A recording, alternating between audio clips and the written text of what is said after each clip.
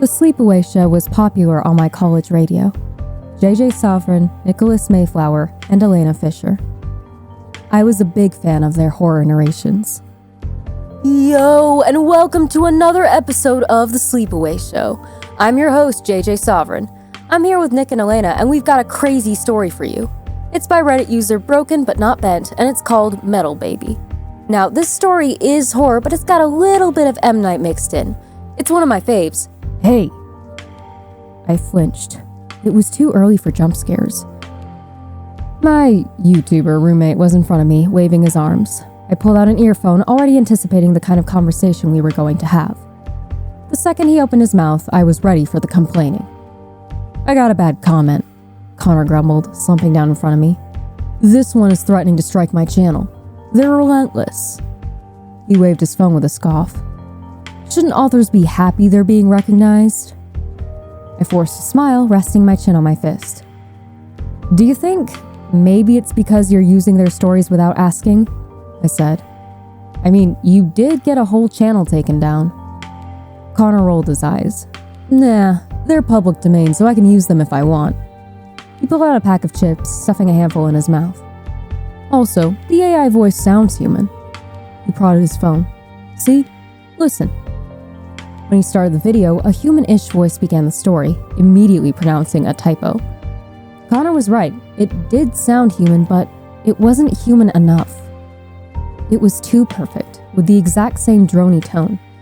Admittedly, AI had gotten better from text-to-speech to an almost human voice, but it wasn't the real thing. Connor studied me with slightly manic eyes. Well, what do you think? It's good, I said. But why don't you read them? You have a good enough voice. My roommate shrugged. I don't know. It's just easier to run it through an AI. I just copy and paste the story and it's done. I regarded him with the look. Uh-huh. I corked one headphone back in, bleeding back into my favorite show.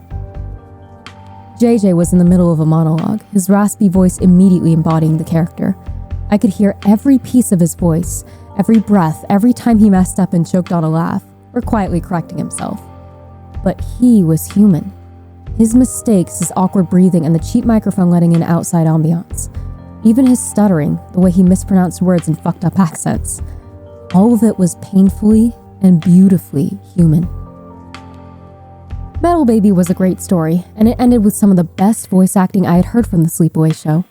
Elena and Nick sounded insane, and JJ made the perfect unreliable narrator.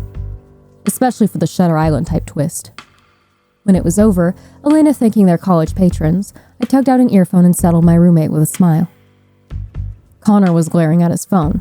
When he caught my eye, he scowled. What? Why are you looking at me like that? Instead of answering him, I held up my phone, displaying the show. Why not try finding a real human voice? I said. You have cash from your job, right? Dump the robot-sounding AI and pay a voice actor. I watched my roommate's expression crumple. Fuck. He tapped his phone, a smile curving on his lips. You really think it'll work? Well, yeah. The Dark Somnium, Mr. Creeps, Lighthouse Horror. What do they all have in common? Connor's lip twitched. Millions of subscribers? Listeners who are obsessed with rule-based stories?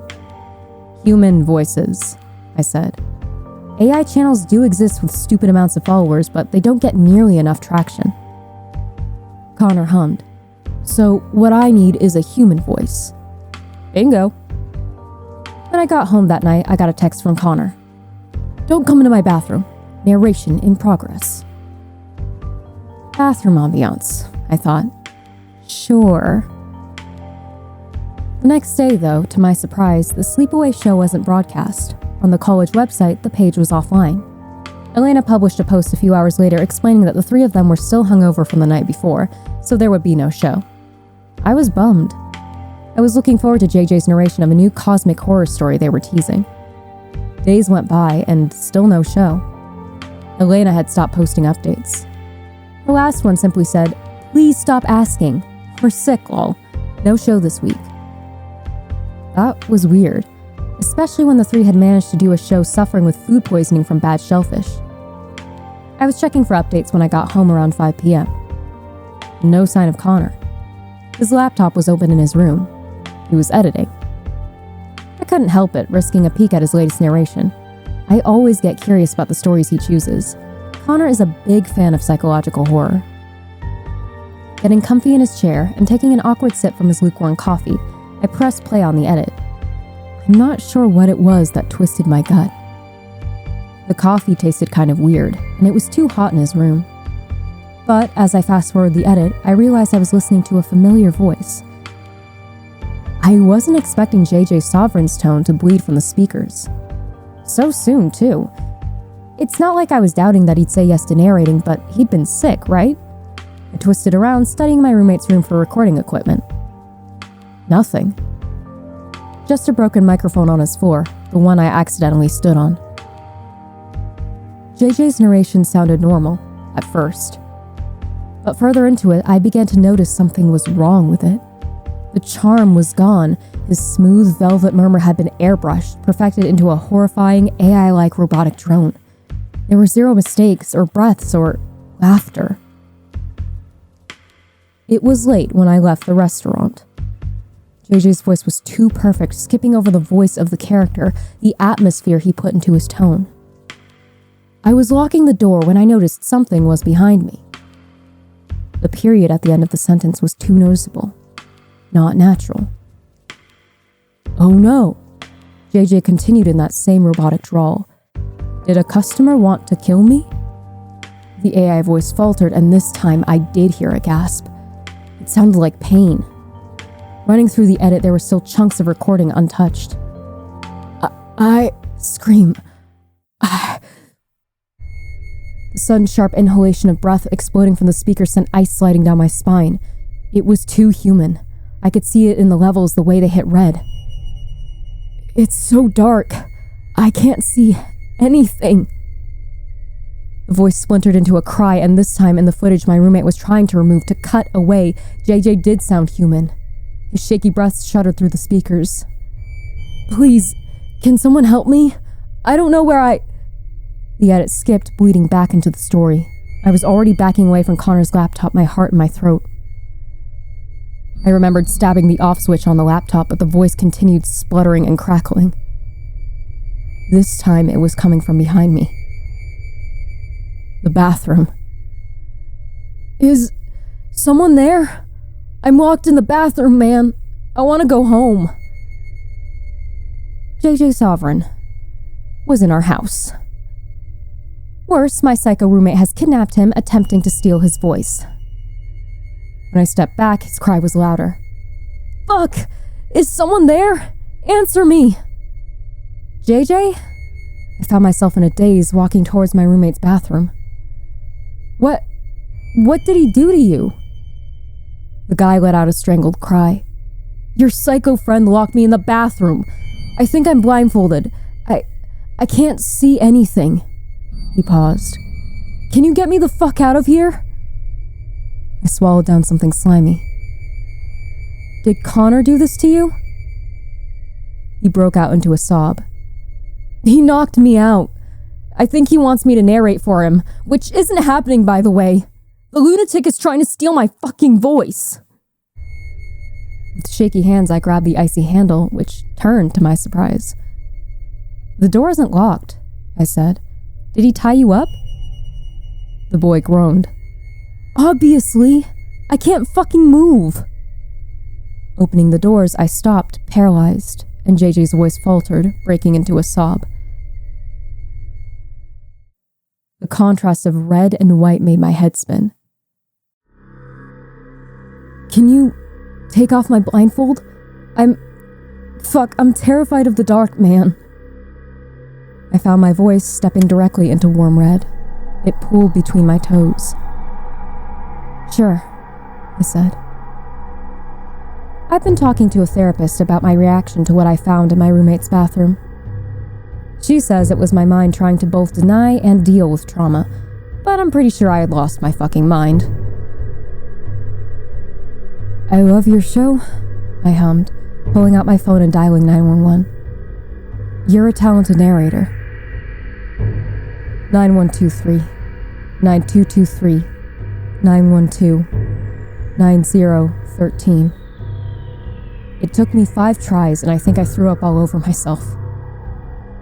The toilet bowl was splattered with blood. Thanks? The boy let out a spluttered laugh. I was aware of the ice-cold steel of my phone pressed to my ear. You're welcome. You found me, JJ whispered. My gaze found the trash can overflowing with deep red, fleshy mounds of pink and white. I wasn't staring at JJ Sovereign. I have. I was looking at his remnants. Stuffed into the toilet bowl, a single lump of pink, wires protruding from it. The thing pulsed, JJ Sovereign's cry collapsing into a robotic drone. JJ's voice didn't make sense. It was alive, while he wasn't. So why can't I see you? His voice stuttered. I can't see anything. When I couldn't physically reply, he started to cry. I heard every wet, human-sounding sob. Are you still there? He asked me over and over again. I didn't reply, but he kept going and I could hear them getting progressively more hysterical. 911 arrived quickly and they were just as dumbfounded. Terrified. When the sheriff's department surrounded me, JJ spoke again. What's your name? The sheriff shook his head, but I couldn't stop myself. I'm Sadie. A pause before. Can you stay with me, Sadie? I nodded, on my knees, struggling to breathe. Yeah, I said. I'm here, JJ. I talked to him until a cop was leading me away, and even then I was still talking to him. I didn't stop. What's your favorite food, JJ? He responded, still as that bulging, fleshy mess the deputies were trying to handle. It was supposed to be his brain, or the part of it that had been cut out. I thought it was his voice box. The night went by too fast, flashing lights and my mom wrapping her arms around me. I remember her warm hands cradling my cheeks, but I was trying to pry her arms away, trying to find my way back to JJ Sovereign. It still feels like a blur, and this was almost a year ago. Whatever was left of the narrator was disposed of. I wasn't even fully conscious, sitting in the back of an ambulance, my roommate's laptop squeezed to my chest. The sheriff said that it was evidence, but I didn't want to give it to them. Due to the horrific nature of JJ Sovereign's murder, the full details were never released, and his full name was covered up. Nick and Elena have dumped the show, and the show itself has been wiped from existence. I heard Nick tried to kill himself a month ago. Elena published a blog exposing what really happened to JJ, warning YouTube narrators. It was deleted, of course, but she wasn't wrong. I don't think people will go to extremes like my roommate, but human voices are precious. Connor was taken away in cuffs, and he genuinely doesn't understand what he's done wrong. I think my roommate was so obsessed with views and comments, he would do anything to get them. And I was the one who pointed him to his victim. The last thing he said to me was, "What? You told me to use a human voice." Crazy bastard. In a way, though, this was my fault, and I'll live with this shit for the rest of my life. I've been in therapy for almost a year. What my roommate did still haunts me. I have reoccurring nightmares when I'm back in that bathroom. But this time, I can stop it. This time, JJ Sovereign is still alive, tied to a chair. The worst thing that's wrong with him is a scar on his face. I still feel like I'm covered in him, like my feet are wet with his blood. Filthy. I still have Connor's laptop, and JJ is still with me. At least, I like to think he is. Edit. Last night he asked me to kill him. But I don't know what part of him.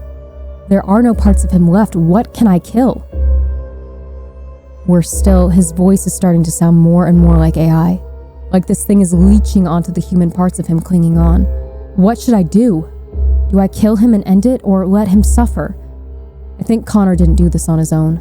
I keep getting messages from Anon demanding payment. Last night, a man came to see me, masquerading as an electrician. He called himself Peter and was all smiles, until he whispered in my ear. "It really sucks about that narrator, dude," he murmured. "Where's your roommate's laptop?" When I backed away, he grabbed me. "We have 15 stories on hold, sweetheart," he said, "and we need our promised voice." The guy's smile made me nauseous. "Make sure to answer the door tomorrow, all right?" He left with a wink, and I'm stuck with the laptop.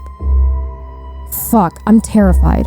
I can't stop fucking shaking. I've told the police and I've given them a description of the man, but I think there are more.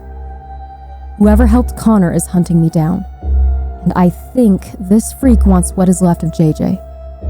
His voice. I'm not giving him to them.